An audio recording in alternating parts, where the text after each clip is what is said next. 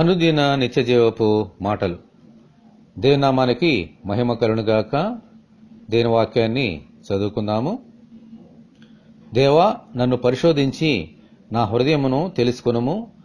నన్ను పరీక్షించి నా ఆలోచనలను తెలుసుకొనుము. నీకు ఆయాసకరమైన మార్గము నాయందున్నదేమో చూడుము. నిత్య మార్గమున నన్ను నడిపింపుము. కీర్తనల గ్రంథము 139వ అధ్యాయము 23, 24 వచనములు. మన దేవుడు పరిశుద్ధుడు.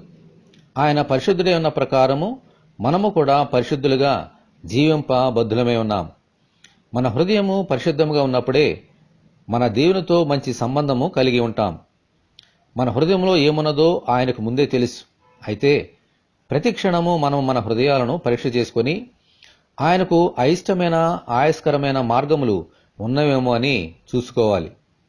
అటువంటివి ఏమైనా మన హృదయంలో ఉంటే అవన్నీ ఆయన దగ్గర ఒప్పుకొని క్షమాపణ అడగాలి.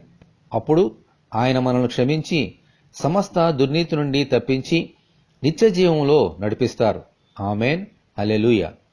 ప్రభువా, మా హృదయంలోని ప్రతి పాపమును క్షమించి తిరిగి పాపము చేయకుండా నిత్య జీవములోనికి నడిపించమని మనమందరము దేవుని ప్రార్థన చేసుకుందాము. ప్రభువా, మీకు వందనాలు తండ్రి. మా హృదయంలో నీకు ఆయస్కరమైన మార్గములు, అయిష్టమైన మార్గములు ఏమైనా ఉంటే వెంటనే నీ సన్నిధిలో ఒప్పుకునే భాగ్యం మాకు అనుగ్రహించండి.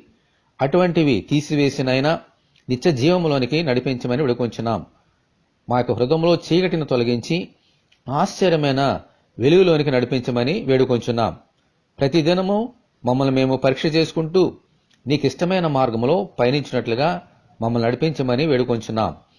ఈ వాక్యం వింటున్న బిడ్డలందరినీ దీవించమని యేసు అతి పరిశుద్ధమైన నామములో ప్రార్థన చేయుచున్నాము తండ్రి, ఆమేన్. ప్రభు అయిన యేసుక్రీస్తు ఆత్మ మనకందరికీ తోడే ఉండి నడిపించునుగాక. ఆమేన్.